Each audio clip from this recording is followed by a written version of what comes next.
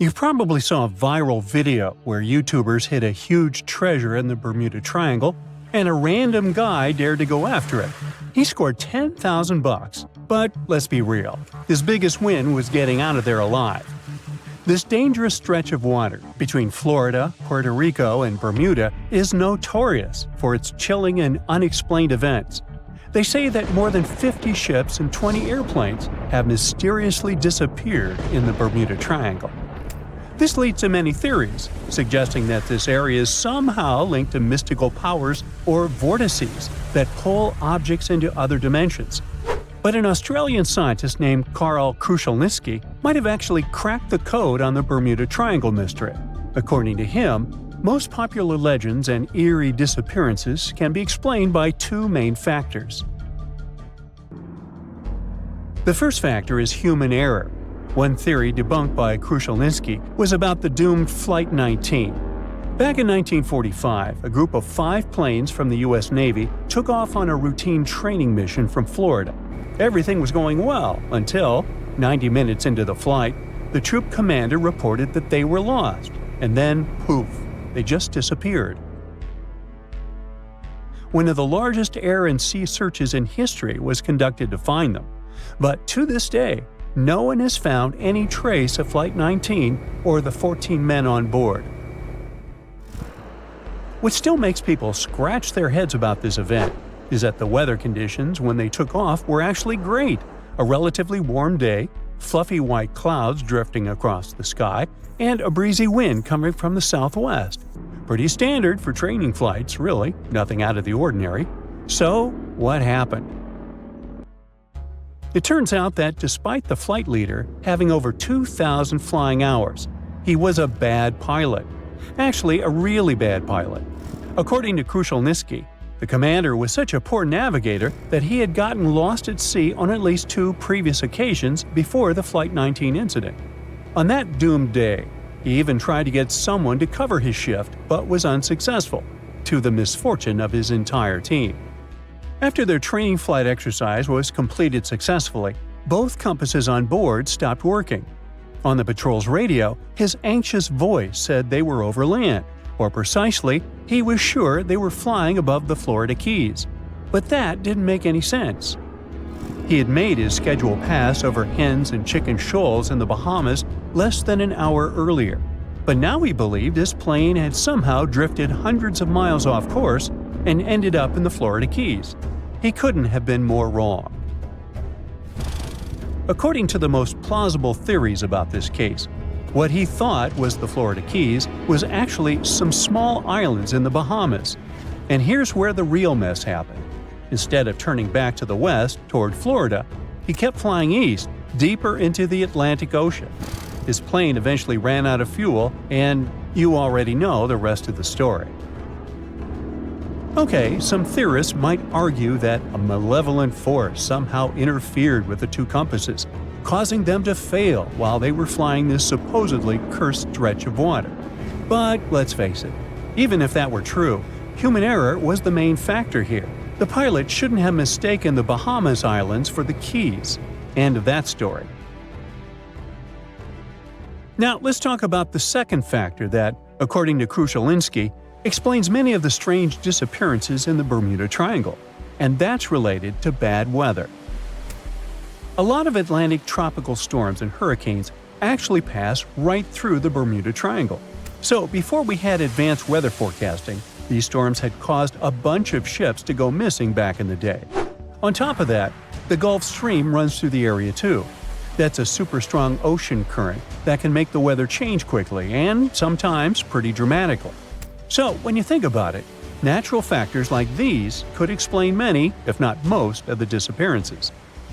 Take the USS Cyclops, for example. Back in 1918, this massive 500-foot cargo ship, carrying about 11,000 tons of manganese, just disappeared without a trace. It was sailing from the West Indies to Baltimore, with 309 people on board. What makes this event extra eerie is that not a single distress signal was sent. Over 100 years later, we still have no idea what happened to it. No wreckage has ever been found. Of course, people have come up with all kinds of theories about the USS Cyclops. One popular idea is that it ran into a sudden violent storm.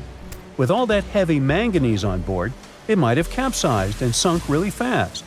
Others speculate about underwater events, like landslides or even a rogue wave. Now, this is not such a crazy theory if you think about it. According to curiosities, the Bermuda Triangle isn't just a bad weather zone. It is about the raw power of the ocean itself. The ocean floor there is way deeper than most people realize, going down nearly 30,000 feet. That's basically like Mount Everest in reverse. When the ocean water gets that deep, it tends to hide things, making it the perfect place for ships and planes to just disappear without a trace. The expert confirms that there is also a tiny chance that even stranger events could be happening beneath the waves of the Bermuda Triangle, and that is related to methane clathrate. This is a fancy name for an ice-like compound that forms underwater or in really cold places with methane gas trapped inside. Sometimes these structures can break free, creating bubbles on the surface, and this bubble shower can be fatal, at least for ships. Some experiments done with model ships showed that if enough bubbles rise up, the water's density drops, and this can mess with the ship's ability to float. If a large number of bubbles come up and cover a large area quickly, the ship could lose enough buoyancy to sink or tip over. But to be fair, the chances of something like that happening are very remote. So, human error and bad weather. Those are the two factors that likely explain all the mysteries surrounding this so-called malevolent stretch of water. But the truth is, the Bermuda Triangle isn't all that special. Although this region is very popular, there are no official maps that clearly outline its exact boundaries and say, "Look, here, precisely, is the Bermuda Triangle." And that is part of the problem. Disappearances and unexplained events that happen far from the actual region end up being lumped into the Bermuda Triangle's list of unexplained mysteries, like the Mary Celeste's fate. In 1872, this ship was found completely intact, but with no sign of the captain, his family, or the crew. People thought, okay, creepy fact, ghost ship, so it must be related to the Bermuda Triangle. But one thing doesn't add up. The Mary Celeste was abandoned about 400 miles east of the Azores, so we're talking about a completely different part of the Atlantic.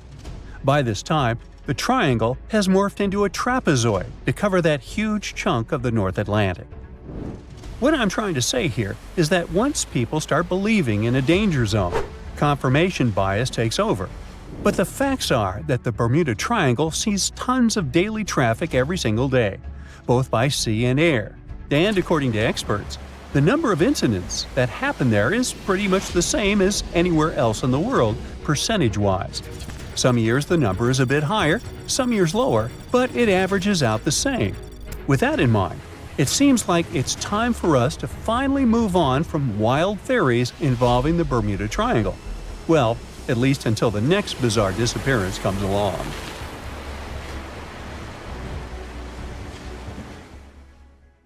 It was the wealthiest and most beautiful city ever to be seen. Stepping through its central gate alone would take your breath away with its elaborate decorations and towering marble statues. Everywhere you'd look, you'd find yet another marvel of civil engineering and cultural prowess. Yes, the lost city of Atlantis was truly the pinnacle of ancient civilization.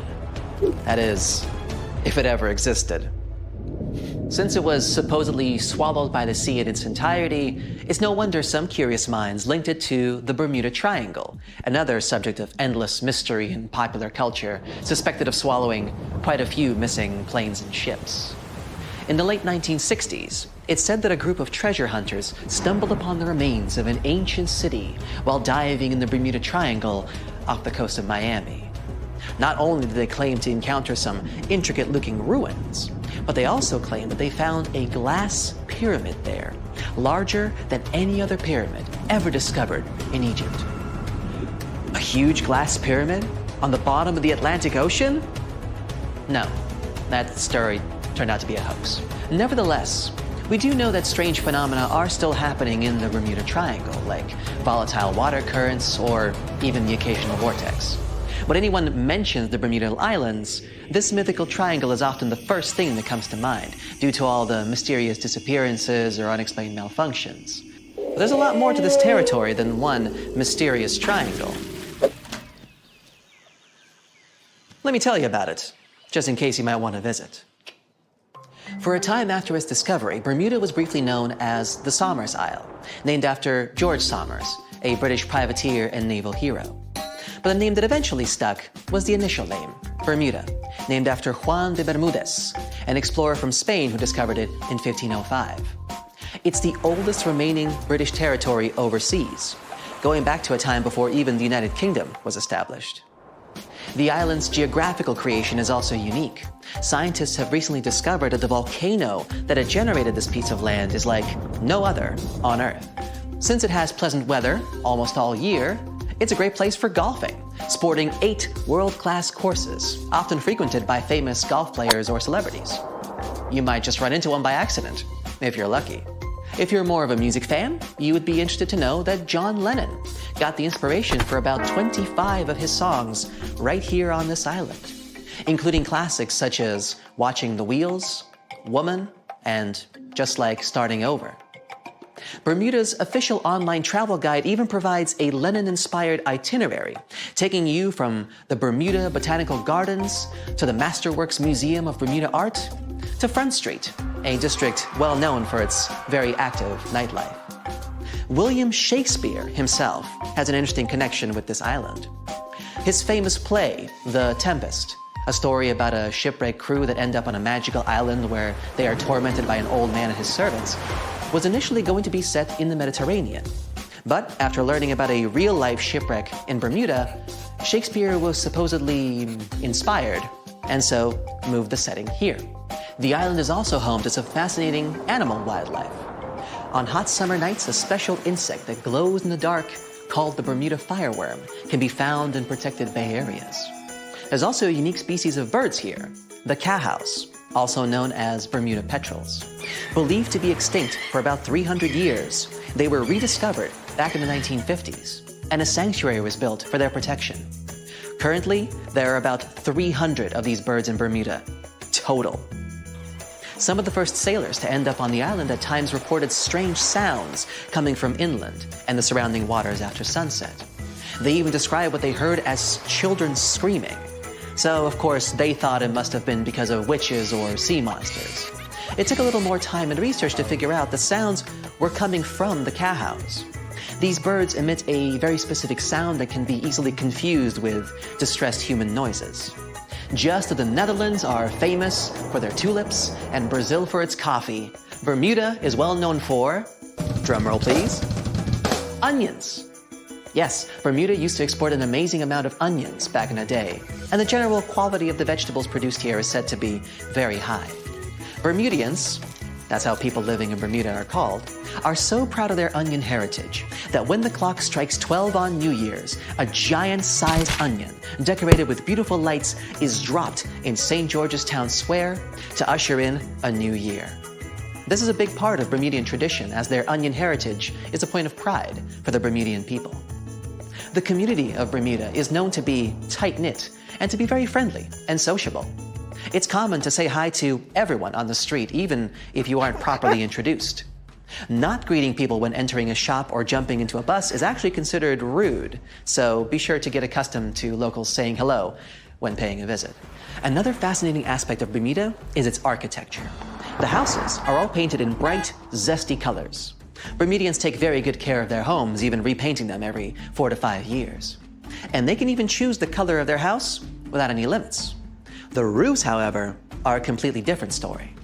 When visiting, you will notice that they are all white and terraced. Here's why.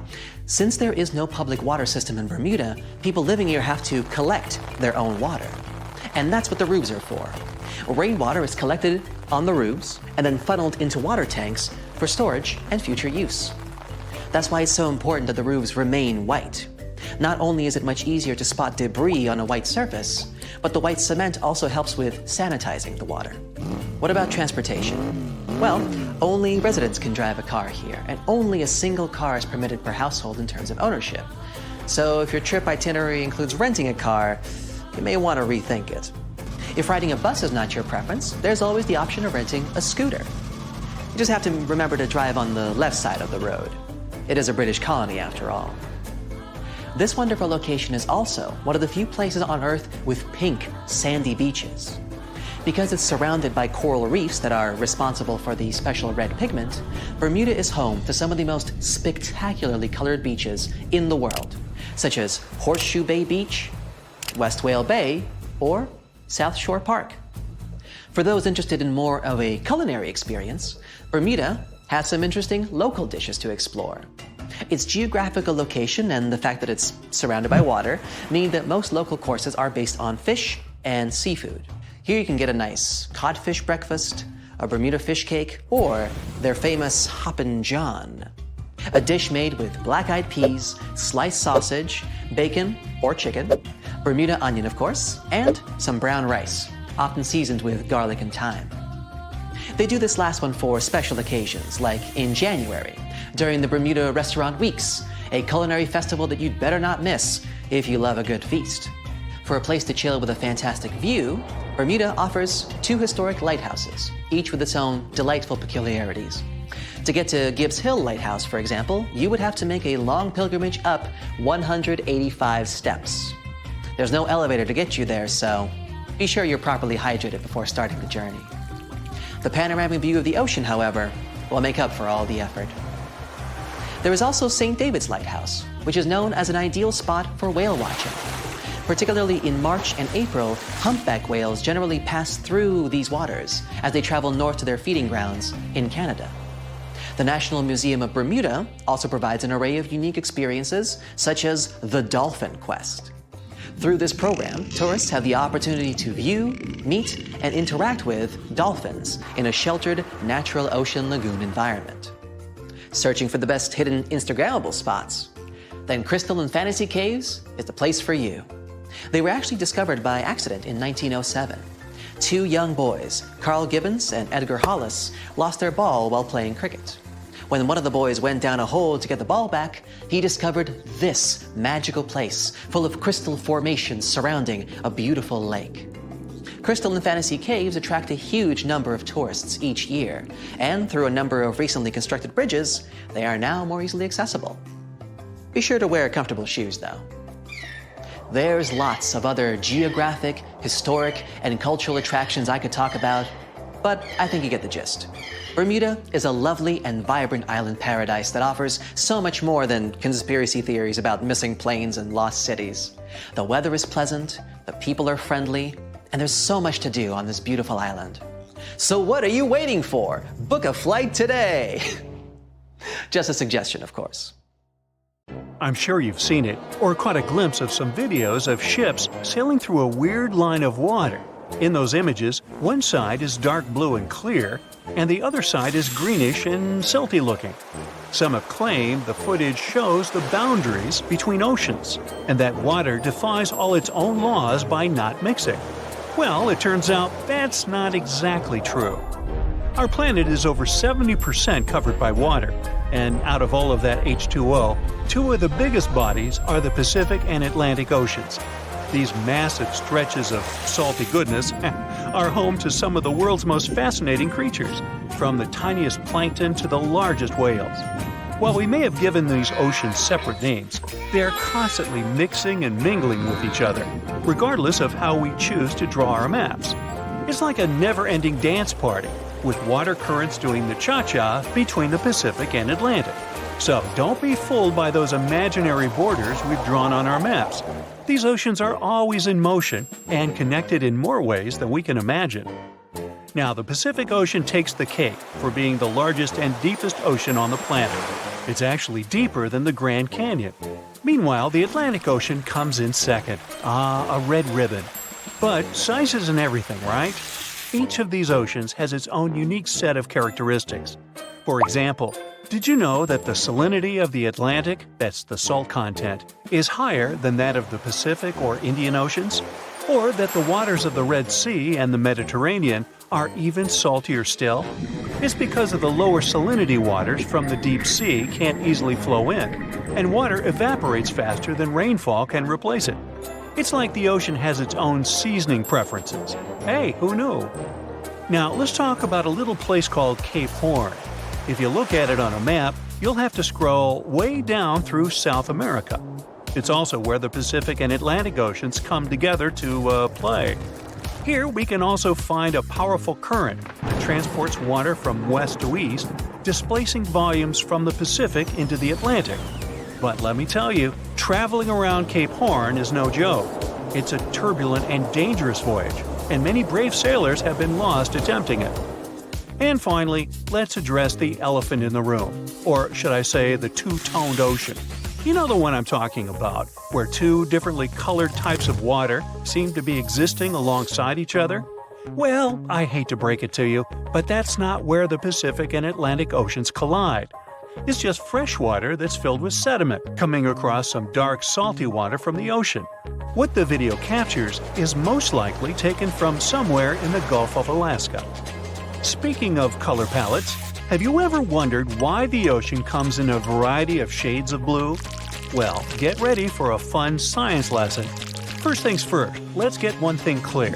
The water that covers our entire planet is not really blue, it's clear. It's the depth and what's in and below the water that influences its color. It appears blue if the water is deep enough that light isn't reflected off the bottom. This is due to the fact that sunlight can be absorbed or reflected by water molecules as it enters the ocean. The shorter wavelengths of light are more likely to scatter, giving the ocean its blue color, whereas the longer wavelengths are absorbed close to the surface if there is nothing in the water but, water. But that's not all. The ocean's bottom and its particles can also affect the color. For example, in some areas of Greece, the water comes in a gorgeous turquoise shade. This happens due to the seafloor being filled with white sand or rocks. It turns a lovely light blue tint when the light reflects back up from the bottom. The health of the ocean can also be seen in its color. Rarely is the water clear, and it frequently contains suspended particles, contaminants, tiny organisms, and small plant and animal life. Like a doctor reading a patient's vital signs, oceanographers examine the color of the ocean to determine its health. Now, let's talk about phytoplankton, the tiny plants that give the ocean its green tint. These little guys use chlorophyll to eat up sunlight and, through photosynthesis, make up about half of the oxygen people need on our planet. Now, finally, let's talk about the deepest blue found in our planet's waters. Due to its location in the middle of a massive oceanic whirl, the water off the shore of Easter Island in the Southeast Pacific Ocean is deep and extraordinarily transparent. Here, the ocean's layers barely mingle, and nutrients aren't forced up from the deep bottom, leaving the water remarkably clear. For the human eye, it looks like it's indigo-colored. So, if you ever find yourself in the middle of the Pacific Ocean, make sure to take a peek. Now, consider this. Could there be any other body of water underneath the ocean? How could that possibly be? It turns out that there's an underwater river making its way near the Australian shores. This undersea phenomenon is made up of sheets of dense water that find their way beside the ocean floor at a leisurely pace of about half a mile a day. That may not sound like much, but get this, it's a whopping 65 feet thick and goes for over 60 miles. Can you imagine riding down that river in a submarine or scuba diving next to it? Talk about a wild adventure. The findings of researchers who first identified this phenomenon were astounding. This is the first time that these dense shelf water cascades have been observed in such warm water, despite the fact that they are apparently more popular in high-latitude regions. According to Australian scientists, these rivers pop up because water evaporates during the summer, and then it's cooled in the wintertime. Who would have thought that the cyclical nature of the seasons could produce something so amazing? It's not the only place in the world where these events happen. Researchers have discovered underwater rivers in different countries all over our planet. For example, they found a similar one in the Black Sea, one off the coast of Portugal, and even one in Mexico. But back to the Australian River, because that's where the real excitement is. The researchers used seafaring gliders to uncover this amazing discovery. These self-propelling robots come with special sensors that check the water temperature, salt quantity, plankton productivity, and oxygen levels. They can also make popcorn. Nah, just kidding. They can work underwater without pause for up to 8 months, which is way longer than most humans can stay underwater. And let me tell you, these gliders did not disappoint. Thanks to them, we now know about this incredible underwater river in Australia. The majority of our ocean is still a mystery to us. That's both good and bad news, right? Well, on the bright side, there's much to be excited about in the future. Sure, exploring the universe sounds good, but there's still much to do here. So why not start with the deep blue sea? As for the information scientists don't yet know, don't worry, they're not just sitting around twiddling their thumbs. Through some good old-fashioned exploring, we're learning more and more about the secrets of the sea. As of 2021, we've only mapped about 20% of the seafloor using high-tech sonar systems mounted on ships. Now that's a lot, but when you consider that the U.S. seafloor alone is bigger than all 50 states put together, you can see there's still a long way to go. And let's not forget about all the amazing creatures down there. Scientists think there could be up to 1 million different species in the ocean, with the majority still waiting to be discovered. More than 50 ships and 20 planes have disappeared here since the middle of the 19th century. You won't find this place using an ordinary paper map, since it's not an official region of the Atlantic Ocean. It's just a small area of water in the shape of a triangle, located not far from the southeastern coast of the U.S. In the 20th century, this place became a legend. Some believe it's home to a secret base. Others are positive it's a time portal. Ships get caught in a strong storm and move to the past or the future. There's also a theory that the city of Atlantis is located right under the Bermuda Triangle. Its technologies create bursts of energy and destroy ships. Even airplanes have a chance to disappear in this area. All this has gone so far that if something strange happens in the ocean, everyone thinks it's somehow connected with the Bermuda Triangle.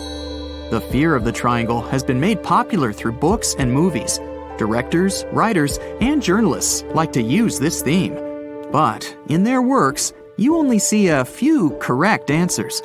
You can find the truth about this place yourself if you look closely. But first, let's refute the weakest theories. Space objects, Atlantis, time travel. All these myths appeared in the middle of the 20th century. There weren't any records about mysterious phenomena before this time. People just noted that a lot of ships were sinking here. But then, one author wrote a book about Atlantis lying in the waters of the triangle. The author didn't provide any evidence, but he described this hypothesis very convincingly. People read it and liked it. The human psyche likes to read something secret. When you learn something that no one knows about, it makes you feel special. And of course, you begin to believe in this secret. So, this was one reason why the Bermuda Triangle book has become so popular. It brought the author a lot of money, and other people also wanted to enrich themselves the same way. Some other fantastic theories about time travel and secret bases have appeared since then. After that, people started making documentaries. All those works devoted to the mystical nature of the triangle were based not on real facts, but on theories from other books. It's impossible to find the truth in this chaos. Some people like to learn secrets, even if they're fake. But you can always find the truth if you really want. Just take any myth and try to find sources proving its reality. Most likely, you'll find nothing but non-scientific books and movies. There are also more realistic things about the triangle, but they are no less interesting. One hypothesis says that ships disappeared there because of methane. Deposits of this gas are under the seabed of this region. Sometimes it releases from there and rises to the surface. As soon as methane comes into contact with water, it takes the form of giant bubbles. Then these bubbles foam the water and create large waves that flip the ships. This theory is quite real, and such a natural phenomenon exists, but not in the Bermuda Triangle.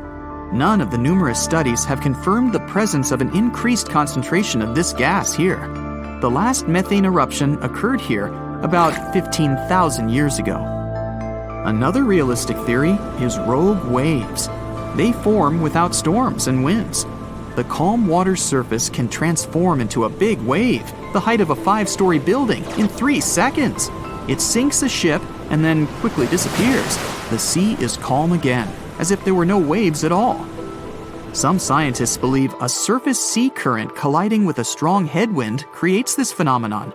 But some recorded cases involved no wind. Another version says the wave is born thanks to the collision of warm and cold currents. But the most exciting theory talks about kinetic vampirism that forms the waves. Under certain natural conditions, waves get the ability to exchange kinetic energy. And among all the waves, there will be the biggest, the vampire one. It absorbs the energy from all the others. When the power is accumulated, the vampire wave splashes it out. This explains the force of the impact and its sudden disappearance. All theories seem logical, but scientists still can't figure out the nature of this phenomenon. Yes, rogue waves can carry ships underwater, but not only in the Bermuda Triangle. They rarely appear in all the waters of the world's oceans. So let's move on to the next theory.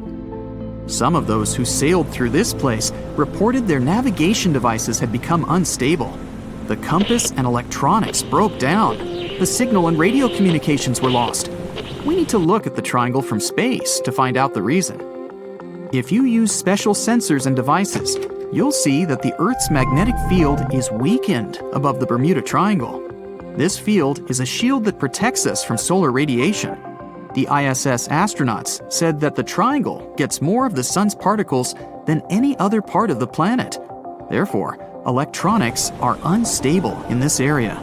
But such failures don't occur with satellites and other space objects flying within our planet's atmosphere.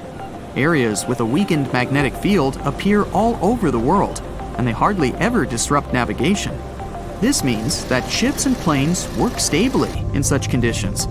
But all the same, a compass doesn't work correctly in the triangle area. Could it be that some magnetic anomaly affects the navigation systems? This theory was quickly refuted. Scientists regularly check the magnetic map of this region and don't find any deviations from the norm. The reason for the unstable functioning of a compass is not an anomaly. The Bermuda Triangle is one of the few places on the planet where the true north and magnetic poles coincide. True north is the geographical North Pole. The magnetic pole is constantly moving around the globe directly to the north. Sometimes these poles collide and cause such a phenomenon as agonic lines. If you fall under this line, your compass will behave strangely and won't point you to the true north. That's why so many ships disappeared in this place at the beginning of the 20th century. People used an ordinary compass. They didn't have modern navigation technologies, and the misfunctioning of the compass could have led to disastrous consequences. Imagine that you're a ship's captain in, let's say, 1901. Your compass is guiding your way. You know you always need to sail north to get to land. Then you get into the Bermuda Triangle. You look at the compass and notice the arrow position has slightly changed. Now you need to move in another direction. This direction is the wrong one, but you don't know about it yet. You take the wrong path and end up in the Caribbean region. This area is full of tiny islands, and the seabed is not deep here. Your ship gets on a shoal. You're stuck and have no idea where you are. That's how some ships disappeared in this region. But if you had GPS, you wouldn't have lost your route and would have sailed safely to land. By the way, now, in the 21st century, you can use a compass here without problems, since the magnetic North Pole doesn't meet the true one on the territory of the Bermuda Triangle anymore. The agonic lines are somewhere else right now. But still, for some reason, ships get lost here. And now we come to the most unexpected solution to the Bermuda Triangle problem. Yes, boats sometimes disappear in this region. And the reason for this is water, ocean, nature, call it whatever you want. Unfortunately, ships sink all over the world. Don't be afraid of just one triangle. There are places in the Atlantic Ocean territory where more boats disappear, and the Bermuda Triangle is not even in the top 10 of them. But why does no one know about them? Well, it's because people wrote fairy tales about one particular place. One of the most popular ship routes of the Atlantic passes through the Bermuda Triangle. Can you guess where most shipwrecks occur statistically? in a place with many sailing ships. That is, in this region. The only true statement about the Bermuda Triangle is frequent storms. But even bad weather and a raging sea doesn't always sink ships. Also, hurricanes often form in the Triangle territory. The Bermuda region has high atmospheric pressure. This pressure diverts storm clouds away towards the Triangle. Strong winds and large waves can sink ships, and lightning flashes can damage planes, but this is not unique. So don't blame the Triangle for all the problems. It's a beautiful and picturesque place that attracts many tourists. In 1945, 5 TBF Avenger aircraft took flight for a routine training exercise around the Bermuda Triangle. In the middle of the exercise, the planes were struck by intense rain and heavy winds, despite the clear weather forecast. The pilots became extremely disoriented and radioed the base to report that their navigational equipment had stopped working.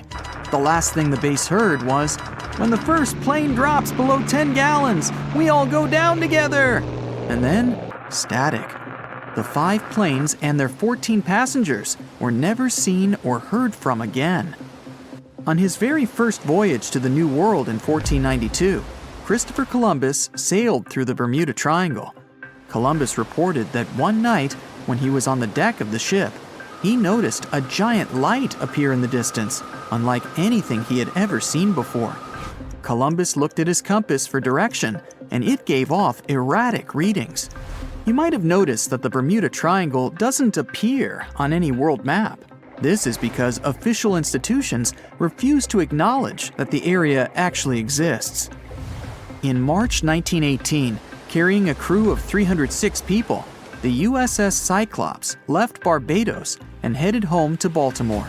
The ship passed through the Bermuda Triangle on its journey and was never seen again. The Cyclops never issued any distress signal and disappeared without any explanation, making it the largest ship to go missing in the Bermuda Triangle. No wreckage has ever been found. No one exactly knows how many ships and planes have disappeared in the Bermuda Triangle. The rough estimate is 50 ships and 20 planes. Most of the time, the disappearances had no explanation and no wreckage has ever been left behind.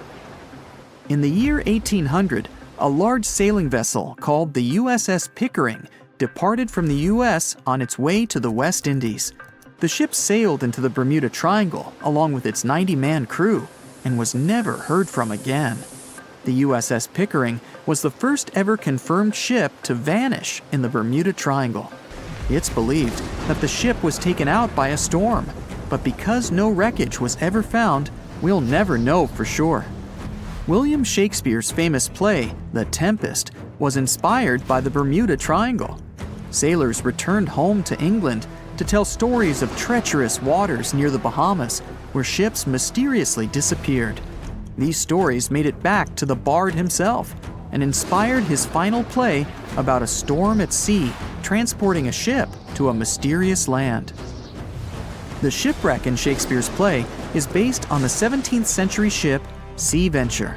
The ship was carrying supplies from England to Virginia when it was struck by a massive storm in the Bermuda Triangle. Sea Venture was battered by the storm for 3 days and barely made it to the shore. Survivors of the wreck were stranded on a desolate stretch of Bermuda for 9 months. When the TBF Avenger planes went missing, a massive search operation was conducted. Boats and planes searched the Bermuda Triangle for any signs of the aircraft. One of the boats searching was a PBM-5 Mariner airboat. The airboat took flight at 7:27 p.m. and called in a routine radio message 3 minutes later. Then, it was never heard from again. No trace was ever found of the rescue airboat or the 5 Avenger aircraft.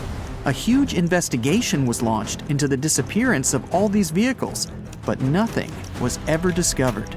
Because the Bermuda Triangle isn't a recognized place, no one knows its exact location or size.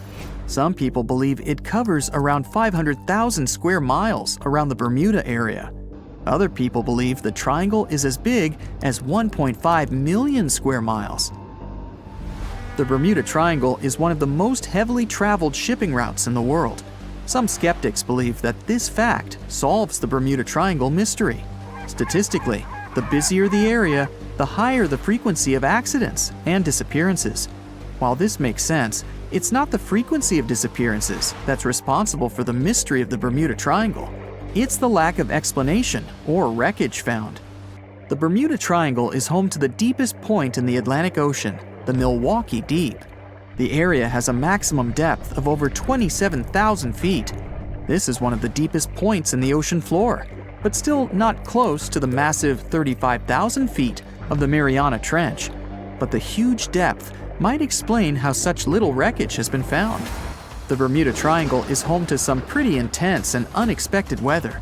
Storms build up quickly and unexpectedly, then disappear soon after. If you blink, you might miss it. This could explain why few distress signals are issued. Pilots and sailors never saw the weather coming. In the year 1800 again, the ship USS Insurgent was on patrol when it stopped briefly at a coastal base before heading back out to sea. That was the last time USS Insurgent was ever seen. A severe storm reportedly struck the West Indies around that time. It's believed that storm was so powerful, it could have caused the sinking of both the USS Insurgent and USS Pickering, which vanished around the same time.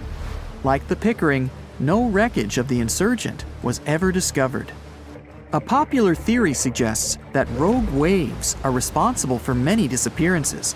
Rogue waves are called extreme storm waves by scientists. They occur when different weather patterns take place at the same time and cause large unexpected waves that reach up to 100 feet tall.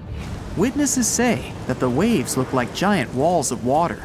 These waves could explain why ships go down fast and without leaving any trace. Joshua Slocum was an extremely talented sailor.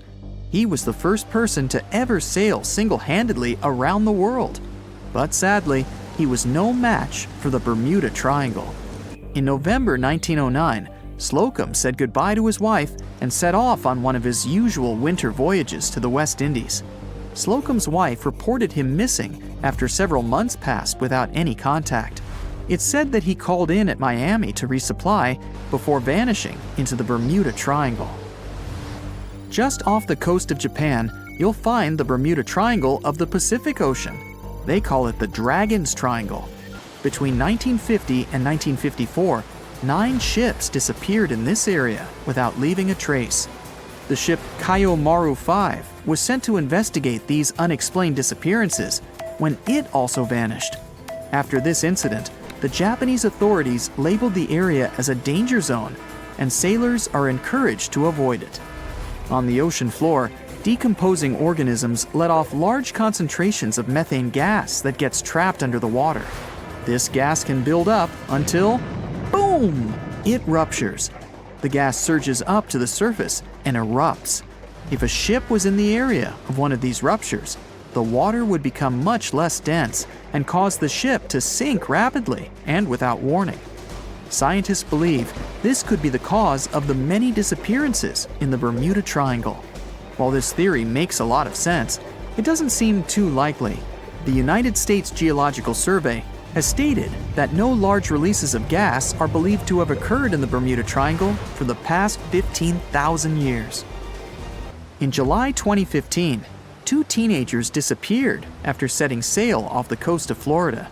There's some mystery about what the 2 teens were really getting up to. They told their parents that they were just going to fish, but they told their friends that they were crossing to the Bahamas. Shortly after they left, a line of thunderstorms moved towards the area, and the boys were never heard from again. A massive 15,000-mile search was conducted, but sadly, nothing was found. 1 year later, the pair's boat was found off the coast of Bermuda with a broken iPhone and some personal effects left inside. One of the most popular and bizarre theories trying to solve the Bermuda Triangle mystery comes from Charles Berlitz. He insists that the area is home to the lost city of Atlantis. The missing ships and planes and malfunctioning equipment, according to him, were all caused by rays of energy let out by the special energy crystals that power Atlantis. While this sounds silly, Berlitz's theory was convincing enough that over 20 million people bought his book worldwide. The Bermuda Triangle is one of the most heavily traveled shipping routes in the world. Some skeptics believe that this fact solves the Bermuda Triangle mystery. Statistically, the busier the area, the higher the frequency of accidents and disappearances. While this makes sense, it's not the frequency of disappearances that's responsible for the mystery of the Bermuda Triangle. It's the lack of explanation or wreckage found. On his very first voyage to the New World in 1492, Christopher Columbus sailed through the Bermuda Triangle. Columbus reported that one night, when he was on the deck of the ship, he noticed a giant light appear in the distance, unlike anything he'd ever seen before. Columbus looked at his compass for direction, and it gave off erratic readings. You might have noticed that the Bermuda Triangle doesn't appear on any world map. This is because official institutions refuse to acknowledge that the area actually exists. No one exactly knows how many ships and planes have disappeared in the Bermuda Triangle. The rough estimate is 50 ships and 20 planes. Most of the time, the disappearances had no explanation and no wreckage has ever been left behind. When the TBF Avenger planes went missing, a massive search operation was conducted. Boats and planes searched the Bermuda Triangle for any signs of the aircraft. One of the boats searching was a PBM-5 Mariner airboat. The airboat took flight at 7:27 p.m. and called in a routine radio message 3 minutes later. Then, it was never heard from again. No trace was ever found of the rescue airboat or the 5 Avenger aircraft. A huge investigation was launched into the disappearance of all these vehicles, but nothing was ever discovered. The Bermuda Triangle is home to some pretty intense and unexpected weather. Storms build up quickly and unexpectedly, then disappear soon after. If you blink, you might miss it. This could explain why few distress signals are issued. Pilots and sailors never saw the weather coming. A popular theory suggests that rogue waves are responsible for the many disappearances. Rogue waves are called extreme storm waves by scientists. They occur when different weather patterns take place at the same time and cause large unexpected waves that reach up to 100 feet tall. Witnesses say that the waves look like giant walls of water. These waves could explain why ships go down fast and without leaving any trace. Just off the coast of Japan, you'll find the Bermuda Triangle of the Pacific Ocean. They call it the Devil's Triangle. Between 1950 and 1954, 9 ships disappeared in this area without leaving a trace. The ship Kaio Maroon 5 was sent to investigate these unexplained disappearances when it also vanished. After this incident, the Japanese authorities labeled the area as a danger zone, and sailors were encouraged to avoid it. Some people blame all disasters on the extraterrestrial paranormal activity. Others suppose it's all about raging natural phenomena. Some scientists believe the cause of anomalies is the environmental changes. Also, there's a really high concentration of methane hydrates on the bottom of the ocean in the Pacific Bermuda area. This gas tends to set off, and when it happens, bubbles start forming on the surface of the water. These gas eruptions can interrupt the ability to float and can easily sink a ship. Because of this chemical reaction, there won't be even a trace left. Underwater volcanoes are said to be another possible explanation for the Japanese Dragon's Triangle. In fact, they can take down even small islands. Luckily, nobody lives there. It's a pretty common thing in this area that some of them disappear underwater and others appear out of the blue because of seismic activity.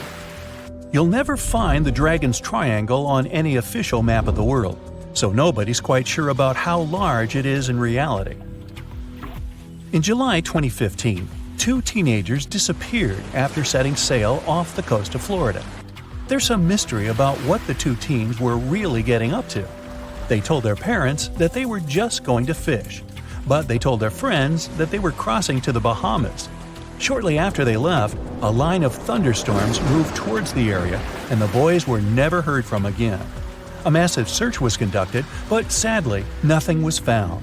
1 year later, the pair's boat was found off the coast of Bermuda with a broken iPhone and some personal effects left inside. One of the most popular and bizarre theories trying to solve the Bermuda Triangle mystery comes from Charles Berlitz. He insists that the area is home to the lost city of Atlantis. The missing ships and planes and malfunctioning equipment, according to him, were all caused by rays of energy let out by the special energy crystals that power Atlantis. While this sounds silly, Berlitz's theory was convincing enough that over 20 million people bought his book worldwide. Previously, the compass wouldn't work well in the Bermuda Triangle since the lines of the two poles coincided here, true north and magnetic north. But if you fall into this line, your compass will behave strangely. But the magnetic north is constantly shifting, and now it's far beyond the triangle. No legend says pirates of the last centuries operate in the Bermuda Triangle, or that the Flying Dutchman makes other ships disappear. A popular theory is that ships travel to the distant past or future through a time portal in the Bermuda Triangle. Fortunately, these are all myths. Just imagine hundreds of giant tentacles reaching out to a group of ships sailing through the Bermuda Triangle. In the past centuries, they could easily sink an entire fleet, since the ships were made of wood and were lighter. Squids wrapped decks with their strong tentacles, made holes in the ship's hulls with their sharp beaks. Toothy suction cups could break the masts and tear the sails. The water was filling the holds and slowly rising to the deck. The ship sank in a matter of minutes. Survivors reached the shore and told everyone about huge monsters. This is how the legends of the Kraken appeared. Fortunately, now people have sonars and equipment for monitoring the sea space. They say the main reason why this place is so enigmatic must be the magnetic fields that form this ominous triangle. Ocean floor is made of rocks containing a lot of magnetite. It's more like iron. Magnetic fields react to the high concentration of magnetite on the ocean floor, which may start a sort of conflict between the two. It can often lead to various weather anomalies and, as a result, navigation issues. And naturally, any changes in the ocean floor or the Earth's magnetic fields influence the Bermuda Triangle a lot. Magnetic fields tend to shift their position, so do tectonic plates and even the continents, even though we never notice it. The skies are usually very clear there, but back in 1883, some people witnessed abnormal things in the area. Some claim to have seen large blocks of ice falling from the skies, and the crew even managed to save one as hard proof. Seems like the Bermuda Triangle has an alternate not only on Earth, but even in space. Spacecraft usually don't disappear into thin air though, like there's no air. This anomalous area is really large and stretches right above the South Atlantic. It occupies the area from Chile to Zimbabwe and sits right at the point where Van Allen radiation belts are the closest to the surface of our planet. The Earth has two such belts, which come in handy trapping the particles that shoot in from the Sun. They do a great job protecting the Earth from radiation. The magnetic field there is lower, so it allows the Earth's radiation belt to come closer to the surface. Whenever a satellite passes by, it will be exposed to radiation, which might lead to serious damage. So, no satellite can take pictures of it. The South Atlantic anomaly is part of the Earth where natural radiation just flows out of control. Still, there is little evidence that all these triangles are really dangerous. Many believe the Bermuda Triangle itself has been proven time and again to be nothing but a work of fiction. In fact, some shipwrecks, such as the Ellen Austin, gained popularity in the middle of the 20th century, while nobody even thought of drawing a triangle in the Bermuda area before that. The mystery was popularized by science fiction writers and became a common myth, while no serious research proved it any more dangerous than other parts of the world's ocean. So, the crew of the Ellen Austin back in 1881 weren't even aware of the Bermuda Triangle back then, let alone afraid of it. What do you think?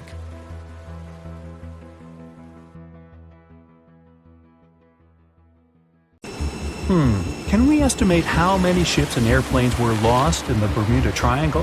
Have their disappearances resulted from human error or weather phenomena? Let's try to find out. We have a curious story of the SS Cotopaxi. This ship vanished in 1925, traveling from Charleston, South Carolina to Havana, Cuba. It never reached its destination. Years later, in the 1980s, a wreck was found 40 miles off St. Augustine, Florida. Since specialists could not precisely determine what and where it came from, they nicknamed it Bear Wreck. It took many additional years of work done mainly by marine biologists to identify that this ship was indeed the missing SS Cotopaxi. This was confirmed in January 2020. How did the ship just reappear? And how did it get there, since this mysterious shipwreck isn't even in the Bermuda Triangle? Now, let's see who came up with this term, Bermuda Triangle. Can you actually pinpoint the triangle on a map? No, it's not an officially recognized location either. The Bermuda Triangle does not appear on any world map. Nobody has agreed on its exact boundaries. There are only assumptions with approximations of the entire area, ranging between 500,000 and 1.5 million square miles. By all approximations, the region has a vaguely triangular shape. In 1964, an American author named Vincent Hayes Gaddis first came up with the idea when writing an article for Argosy magazine. He used the Bermuda Triangle to describe a triangular region that has destroyed hundreds of ships and planes without a trace. It is pretty hard to get the number of lost ships and planes because some ships and aircraft have gone missing without leaving a trace. Their wreckage in the region has not been recovered, but the recorded stories should help us. Legends about the Bermuda Triangle date back to the 15th century, like that of the Italian explorer Christopher Columbus. When sailing through the Atlantic waters, he passed by this location in the late 1400s. In what we now know as the Bermuda Triangle, he saw a huge flame that seemed to just crash into the ocean. Later, he saw an unusual light flashing in the distance at the exact location. Like many other sailors since then, his compass had severe malfunctions. Flight 19, a Navy plane on a routine schedule back in 1945, also started the Bermuda Triangle legend. It was commanded by Lieutenant Charles Taylor, and it's recorded that he just got lost in the triangle for no reason. Since pilots had no GPS back then, they had to trust their compasses and keep track of how long they'd been flying in a specific direction and their speed. Shortly after completing the task, both of the compasses on board stopped working correctly. Records found after the plane's disappearance also indicate that Taylor didn't have a watch on that particular day. The initial report stated that pilot error was to blame for this unfortunate event. However, because people weren't satisfied with this outcome, it was changed to causes or reasons unknown after several reviews. One surviving pilot named Bruce Guerin suggested he went through an electronic fog while passing above the triangle, making him travel through time. In 1970, when this incident happened, he was flying his aircraft when it was surrounded by two huge clouds that formed a whirlpool and spiraled. Like many others before him, he noticed that his navigation devices were malfunctioning. When he eventually made it out of those clouds, he discovered that his flight had only taken 35 minutes. It should have taken 75 in total. Since he had no other reasonable explanation for what he went through, he believed he must have been pushed forward in time. It's not only strange-looking clouds that have been seen above the Bermuda Triangle. In 2014, a pilot recalled almost colliding with a flying object that he could not identify whatsoever. Some of these strange encounters were even caught on tape. It's the case of an early 2015 flight whose passengers noticed a curious object just floating over the ocean. The pilots have yet to figure out what they actually saw back there. Okay, not all of the possible explanations have been this unusual. Oceanographers, for example, have also tried to explain why ships disappear around here. So they recently came back to one of their old theories: rogue waves. These are immense walls of water that just pop up suddenly. If multiple such waves rise simultaneously, they overlap like a wave sandwich. If one single wave can reach over 30 feet tall and happen simultaneously, it can create a rogue wave that can surpass 100 feet high. These types of waves can quickly overtake even the biggest of ships. Meteorologists came up with their own explanation too: hexagonal clouds. These unusual types of clouds can generate winds of up to 170 miles per hour, and they're pretty significant too, some reaching 20 to 55 miles across. As such, waves inside these wind giants can go as high as 45 feet. The Earth's own magnetic force might also have something to do with it. Within the Bermuda Triangle, compasses point to true north, the geographic North Pole, rather than magnetic north, the shifting magnetic North Pole. Some have even explained that since these two perfectly overlap in the Bermuda Triangle, it can cause a magnetic phenomenon that could make navigational devices malfunction. It's called the agonic line. The problem is that scientists have discovered that this line moves each year. It might have passed through the Bermuda Triangle at one point, but it's now through the Gulf of Mexico. Other strange natural phenomenon found along the coast of Norway could help explain why the Bermuda Triangle has claimed so many ships. There are some deep craters there, measuring up to half a mile wide and are 150 feet deep. Scientists believe they were created by methane gas bubbles. This gas seems to be leaking from deposits hidden deep in the seabed. Once the gas reaches a certain quantity, it bursts to the surface and causes eruptions. So, do pilots and ship captains actually avoid this area today? Could this explain why there are fewer ships that get lost there nowadays? But if you've ever flown from Miami to San Juan, Puerto Rico, you probably know that's not true. As for ships, if people would avoid the Bermuda Triangle, nearly all Caribbean vacations would be spoiled. To this day, there are a lot of flights that go over the Bermuda Triangle, so it's clear nobody is avoiding it. This place is one of the most heavily traveled shipping lanes in the world. Nowadays, the Bermuda Triangle has heavy daily traffic, both by sea and air. But the Bermuda Triangle is indeed subject to tropical storms and hurricanes that happen very often. Let's also keep in mind that the Gulf Stream, a strong ocean current that causes sharp changes in local weather, passes through the Bermuda Triangle.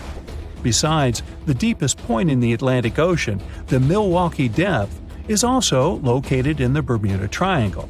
The Puerto Rico Trench reaches almost 27,500 feet at the Milwaukee Depth. So, if you think about it, the whole mystery is a perfect combination of human error, bad weather, and a lot of ship traffic. This was confirmed by data provided by the U.S. Coast Guard. If you look at percentages, the number of ships or planes that go missing in the Bermuda Triangle isn't different from anywhere else. Disappearances do not happen more often than in any comparable region of the Atlantic Ocean. Official statistics say around 50 ships and 20 airplanes have vanished while traveling through this region. So that's another reason why the total number is so hard to pinpoint. Nobody could describe its rescue in official records if a boat was reported missing. There are also some events that, it turns out, didn't happen at all, adding to those false reports, like that of a plane crash back in 1937 off Daytona Beach, Florida, that local papers surprisingly revealed nothing about. The Empire State Building's tower was designed to serve as a docking station for dirigibles. At that time, people believed that these airships would become the main means of transportation in the future. The project included gangplanks, check-in and customs offices, and so on. But then the engineers realized that the wind up there was too strong for their plans, and they gave up on their idea. Angel Falls, the largest uninterrupted waterfall on the planet, is more than twice as tall as the Empire State Building. During the dry season, the falling water sometimes evaporates before it reaches the ground. One of the most mysterious sounds ever heard on Earth was the bloop.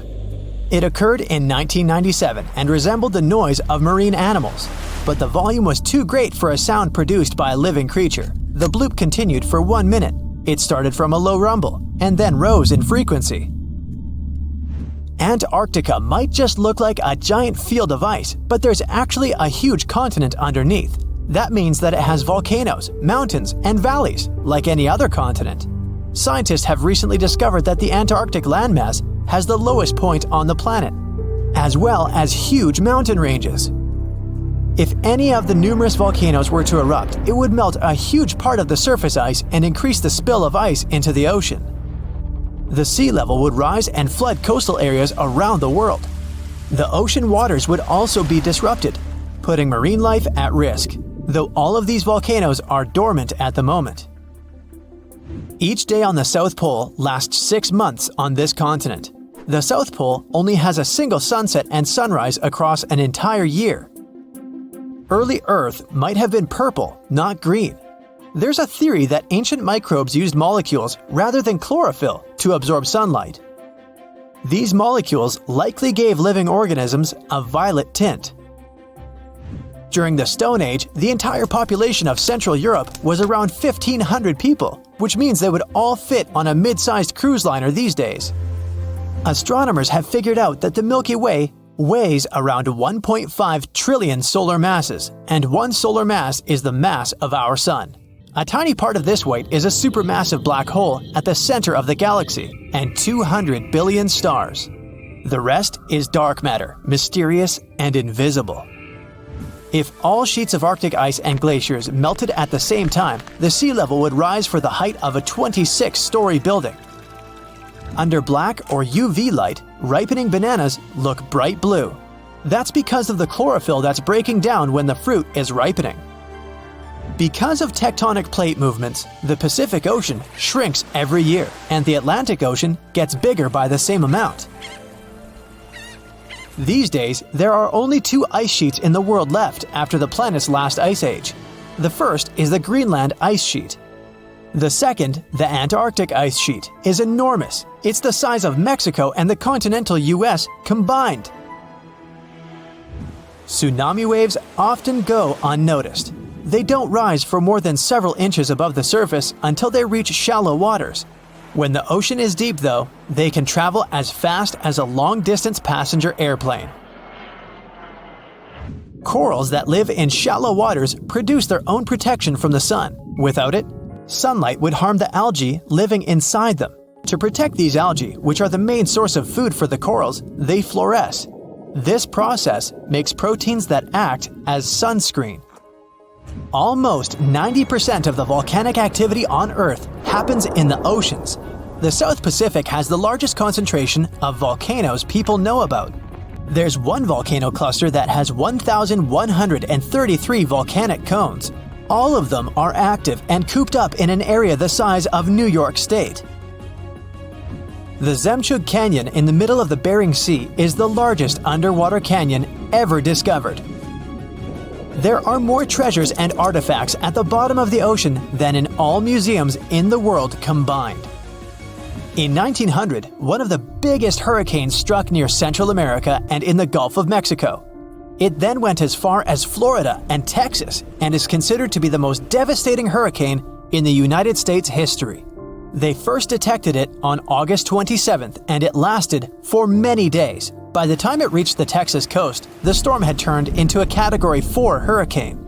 Hurricanes are categorized on wind speed and intensity using something called a Saffir-Simpson scale. There are 5 different categories from 1 to 5, with 1 being the weakest and 5 being the strongest. The people of Galveston had less than 4 days to prepare for the arriving storm that even stretched out to Oklahoma and Kansas. The Great Hurricane then made its way to the Great Plains and turned towards the Great Lakes, New England, and reached southeastern Canada. The storm was so bad that more than 3,600 homes were damaged, even though they were sturdy enough to withstand the storm. Given the population numbers back then, it was equivalent to hundreds of thousands of houses destroyed, if not millions. Spotted Lake, Canada. They call it the most magical spot in Canada. In winter and spring, this is just a regular lake that looks like any other, but try going there in the summer when the water starts to evaporate. It'll feel as if you've entered a different world, a polka-dotted landscape with blue, green, and yellow spots. Over the summer, there are over 300 pools there, and they all look magical. Over the centuries, people believed each of them had different healing properties. Oh, and the explanation for the vibrant colors is pure science. Each of them has a high concentration of different minerals. We live inside the sun. Its atmosphere stretches far beyond its visible surface, and even though Earth is 93 million miles away from the star, it's still within reach of the sun's atmosphere. Auroras happen when charged particles from the sun get caught by Earth's magnetic field and crash into the upper atmosphere near the poles. Our planet is gradually slowing down the speed of its rotation. It happens at an unhurried pace of 17 milliseconds per 100 years. Because of this, our days are becoming longer, and still, only after 140 million years, a day on Earth will last 25 hours. Earth's southernmost continent, Antarctica, is only the fifth largest one, but it contains almost 70% of the planet's fresh water and 90% of the world's ice. Antarctica is also considered to be a desert. Lots of rocks on Earth have a Martian origin. Scientists analyze the chemical content of some meteorites found in the Sahara Desert, Antarctica, and other places. It turned out that these rocks had arrived from the Red Planet. The largest sandcastle in the world is located in Denmark. 30 sand sculptors who created it used more than 5,000 tons of sand. To make it more durable, they added 10% of clay, together with a layer of glue. They built it to stand tall against long and stormy winters. Some photons that don't get absorbed are re-emitted, and their wavelength determines the color we see. When you expose a material to sunlight or photons of higher energy, it can damage its chromophores, which is why they won't be able to emit photons at certain wavelengths. Red materials fade in sunlight the most. Their chromophores emit red light in a way they mop up photons of the rest of the wavelengths. From 60 to 100 tons of space dust drift down to our planet's surface every day. These tiny cosmic particles are mostly released by comets, which are usually made of dust and ice. When the sun turns this ice into vapor, the remaining dust travels down to Earth. April 10th, 1912. You're on the coast of the Atlantic Ocean, in a small port town. Hundreds of people, and you among them, are going to board the huge, majestic ship. It's 3 times as long as the Statue of Liberty is tall. The ship is considered the most advanced and unsinkable watercraft of its time. You can see hundreds of luxury cabin windows on its deck, and the Titanic inscription on the magnificent iron hull. This day, the famous superliner set off on its first and last voyage from Southampton to New York. But now, you'll see an alternate story. You can hear a crew member announcing the start of the Titanic's trip. The ship sails from Africa to Bermuda, and the cause of its catastrophe will not be an iceberg at all. For 4 days, Titanic sails through North Atlantic waters. The sun warms the ship so much that during the day, all the passengers sit inside the ship. In the evening, when a cool breeze descends on the ocean, all the people go up on deck to watch the beautiful red sunset. Midnight, April 15th. You're sitting in your cabin reading a book. You're usually asleep at this time, but right now, you're just flipping through page after page. You close the book and look around the cabin. You feel like someone's watching you. You get up and break out into a cold sweat. An inexplicable feeling of anxiety permeates your body and causes goosebumps. You look out the cabin window where the ocean spray is banging the glass, but you can't see anything. There's a thick fog outside. You leave the cabin. In addition to you, several passengers also left their beds because of a heightened sense of danger. They greet you and ask what's wrong, but no one knows. You head to the stairs to go out on the deck to see the situation. At this point, the floor goes out from under your feet. A strong push makes you fall. A rumble reverberates through the Titanic. You get up and see more and more people going out from their cabins. You run up the stairs and meet a crew member. He doesn't tell you anything, but his eyes are wide with fear. You go up on deck and can hardly see anything. A thick, wet fog has settled over the ship. Several passengers are holding their heads as if they have a headache. You see the captain and ask him what happened. The captain admits that he has no idea where you are. You see a compass in his hand. The arrow turns in different directions. It's impossible to determine where exactly the ship is now. Interestingly, there was no such thing as the Bermuda Triangle before 1964, but the first reports of missing ships in this area date back to the middle of the 19th century. Another push. This time you've managed to stay on your feet. It felt like something big just hit the ship. You run to the railing at the edge of the deck and stare overboard. Through the white fog, you notice a huge shark fin. You haven't seen the full size of the shark, but from what you've seen, it must be as long as a train car. The shark swims away, But after a few seconds, you can see its fin again. It quickly approaches the ship and grabs the iron hull with its huge jaws. The deck is shaking. You can hear the grinding of metal. It seems this huge predator just made a hole in the hull. Only one creature on the planet can do this, the Megalodon. It's an ancient marine predator that measured almost 60 feet in length. Megalodon had no competition in the ocean. It was at the top of the food chain. It's believed the shark disappeared millions of years ago, but the ocean is only 5% explored. Here, it's alive and swimming in the mysterious waters of the Bermuda Triangle. Everyone aboard the ship is panicking. People from the lower decks are running upstairs. The Titanic slowly sinks and tilts to the side.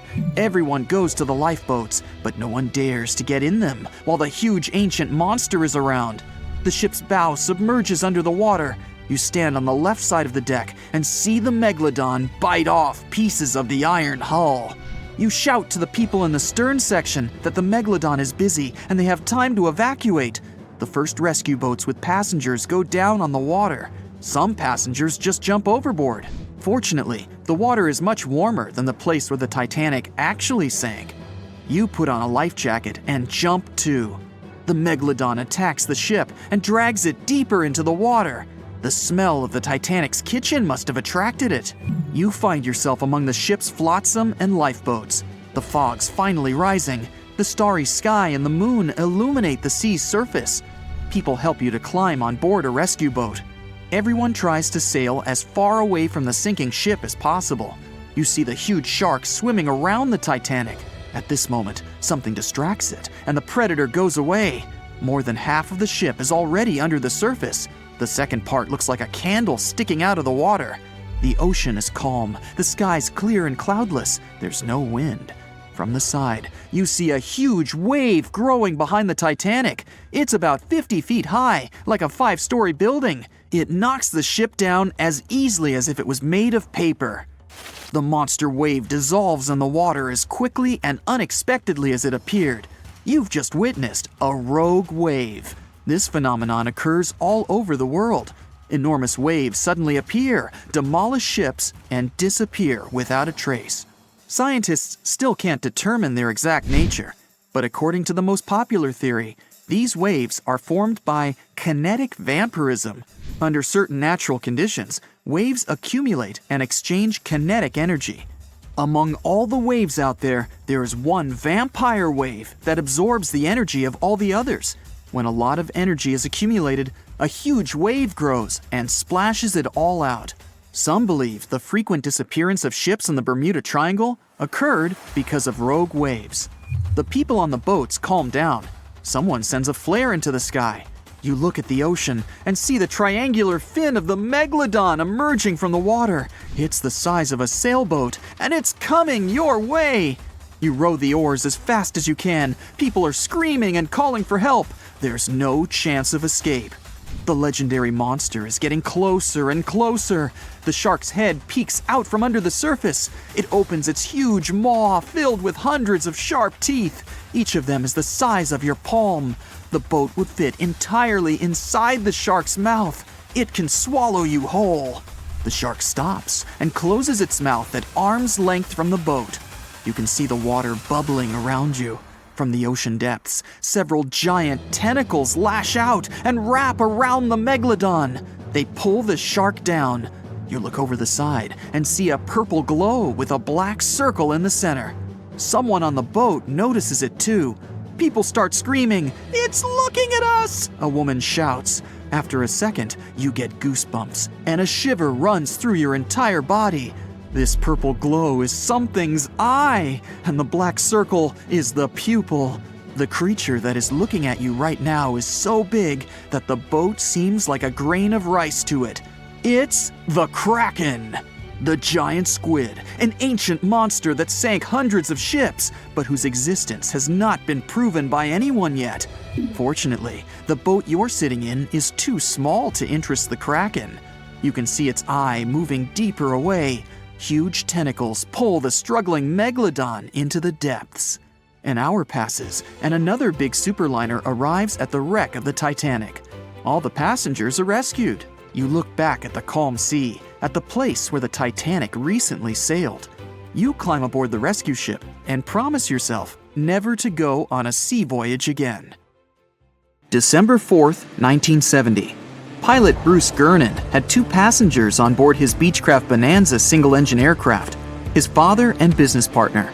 They took off from Andros Island in the Bahamas and headed northwest for the Florida coast. Sure, they were in the infamous Bermuda Triangle's airspace, but this was a typical flight Bruce had made dozens of times before. The trip usually took about an hour and a half with no hiccups whatsoever. Bruce took off and started gaining altitude. Strange things started happening right from the get-go. At first, he noticed a small cloud up ahead, but it kept growing. Not from the plane getting closer. This thing was actually getting bigger in size. Bruce had to fly through it, and he came out the other end just fine. He gained altitude, and yet another mysterious cloud appeared. This one was massive, and Bruce had no other choice but to fly through it too. At that moment, it got dark as night all around the aircraft. But this wasn't a storm cloud, and it wasn't raining. Bruce was starting to get worried, and then, bam! He saw flashes of white light. Bruce kept flying for another 30 minutes when he realized this was the same cloud he had gone through earlier when he started to climb. But now the cloud was cylindrical, and the plane was flying through its center. It was wide and seemed endless. Bruce thought he could never get out of that trap. But a minute later, he saw light at the end of the tunnel. But all of a sudden, the walls of the cloud tunnel began to narrow. They were closing in on the plane. The navigational instruments started wigging out. The compass was spinning by itself counterclockwise. The walls kept narrowing, smaller and smaller, wrapping like a vortex. The electrical instruments still going haywire. Bruce was running out of time. He had to get out of this place fast. A grueling 20 seconds later, he burst out of this foggy trap. As Bruce described later, he felt weightless for 5 seconds as his plane left the tunnel. The clouds dispersed, and now the aircraft was in a grayish haze. The men let out a big sigh of relief. He immediately grabbed the radio and contacted ground control to determine his location. But when the dispatcher looked at the green screen, his face became contorted with confusion. Bruce's plane wasn't on the radar. It was as if the thing was invisible. But then the dispatcher said the aircraft was already in Miami airspace. Bruce was utterly shocked. It just couldn't be true. Remember, the whole trip usually took around 90 minutes, but this time, it took just 47 minutes to get to the destination. His plane didn't magically gain some supersonic speed beyond the model's limited max cruising speed. This was physically impossible. The dispatcher must have made a mistake. But when the clouds parted, Bruce saw that he really was over Miami. The plane landed safely, and it was time to try and solve this mystery. Bruce checked the remaining fuel and his watch. After a short calculation, he was only more confused. The plane hadn't gone through the amount of fuel it should have. Archive records show that 84 sunspots were recorded that day, as well as a huge solar wind. This would cause disturbances in the Earth's magnetosphere that could throw off the plane's instruments and radars. But so far, no one has been able to explain how the plane got to Miami so fast. Maybe in the future, the truth will be revealed. In the meantime, it remains another mysterious riddle of the Bermuda Triangle. More than 50 ships and 20 planes have disappeared in the Bermuda Triangle since the middle of the 19th century. This region isn't put on any paper map and is not an official region of the Atlantic. This massive water area is located not far from the southeastern coast of the US and still scares many sailors. But you aren't afraid and want to prove that there is nothing special in this place. You sail to the center of the Bermuda Triangle on a small fishing boat. You turn off the engine and wait. Several hours pass. The sun goes below the horizon. Night comes. You're about to return to the shore, but suddenly, it becomes too quiet. Then, you hear a splash of water. You look overboard and see hundreds of fish swimming to the surface. Something big scared them away. Something that comes straight from the depths. The next second, you notice big sparkling eyes and long tentacles reaching for the boat. It seems that one of the most terrible myths about the Bermuda Triangle turned out to be true. A huge squid dragging ships to the bottom. Stories about these squids appeared long before the emergence of the Bermuda Triangle myths. For centuries, sailors from Norway and Greenland told stories about a scary sea monster, the Kraken. In those stories, the Kraken broke the decks of ships with its giant tentacles and dragged them to the bottom. The approach of this creature is impossible to see since it's coming to you not from the side, but from below. But all these were just stories. Only in the 19th century, scientific evidence of the existing of these monsters appeared. A beak of an unknown squid was found on the coast of Denmark. The size of the find was about 3 inches in diameter, which is about the size of a human palm. Then, it became clear that the Kraken was real, and it's just one variety of giant squid. Since then, more than 21 species of giant squid have been described, but the first video with this monster was recorded in 2004 in the waters of North Atlantic, not far from the Bermuda Triangle. Marine biologists used a lure to draw the squid out of the depths. The huge monster was about 30 feet long, which is about half a subway car. It suddenly appeared out of the ocean darkness and quickly attacked the lure, squeezing it with its tentacles.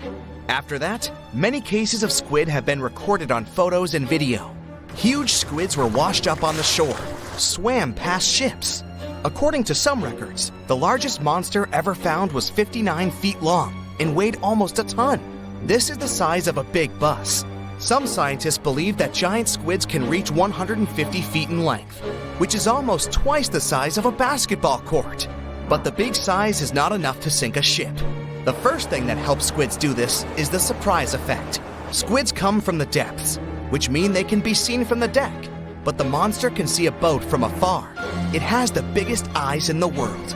One eye is about the size of a basketball. The eyesight of a giant squid allows them to see prey in the Black Sea depths and from a big distance. Most sea creatures on the planet can't see in such conditions. So, the squid notices your ship and decides that it's food. It quickly approaches the boat and attacks with its tentacles. The squid has 8 limbs and 2 extra longer tentacles the monster uses to bring food to the beak-shaped mouth. The others are covered with dozens of suction cups filled with sharp teeth. Nothing can escape if the squid grabs it. The squid wraps its tentacles around your boat. With the teeth on each arm, it bites the deck. 2 long tentacles can grab you while you're running around in panic. The squid can rock the ship from side to side until one of its parts sinks in the water. You fight off 2 long tentacles and fall off your feet. The squid's 8 arms are squeezing stronger. You can hear the boat's hull cracking. The squid is big, but still can't sink a large metal object. Possibly, it couldn't have sunk huge ships that disappeared in the Bermuda Triangle. You see how the squid swims away into the depths. You're lucky this time, but you definitely wouldn't handle 2 such monsters. The existence of giant squids was proven more than 150 years ago, but people still don't know anything about them. The fact is that they are some of the most elusive creatures on Earth. They swim fast, spending most of their time at depths of 1,300 to 3,000 feet. To descend there, people need sturdy submarines and bulky equipment that create a lot of noise. The squid will notice them much earlier and swim away.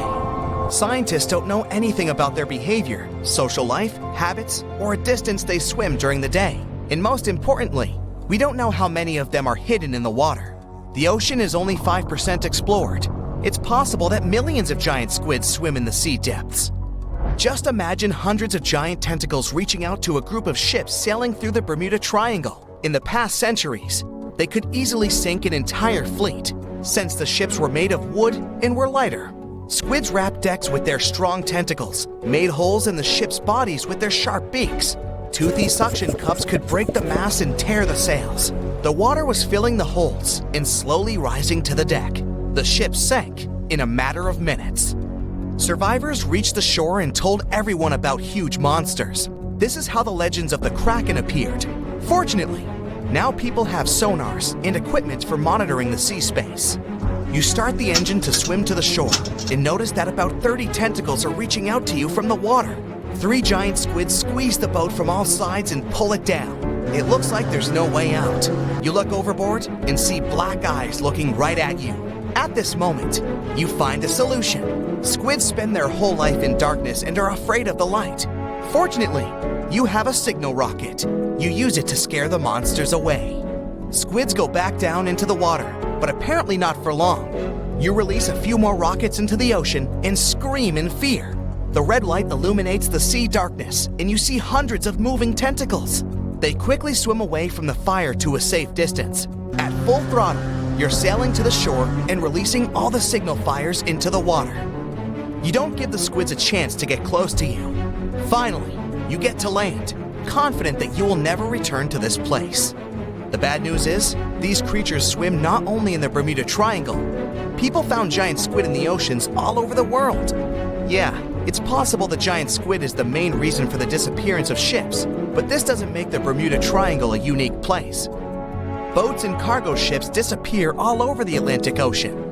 The Triangle is not even included in the top 10 of such places. Also, this area is one of the most popular shipping routes of the Atlantic. And the more ships sail in one place, the more ships are lost. Many scientists believe the reason of the disappearances here is strong storms and hurricanes. Bermuda is located in an area of high pressure, which diverts thunderstorms towards the triangle. The waves reach such sizes here that they can turn ships over. Thunder and frequent flashes of lightning disable planes. The Earth's magnetic field is weakened at the location of the triangle. This field works as a shield, which repels solar particles. Here, solar radiation passes through the upper layers of the atmosphere and can negatively affect the electronics operation. Also, there is a theory that says that the Bermuda Triangle is the center of a magnetic anomaly. But scientists made many checks of the magnetic map of this region and haven't found any oddities.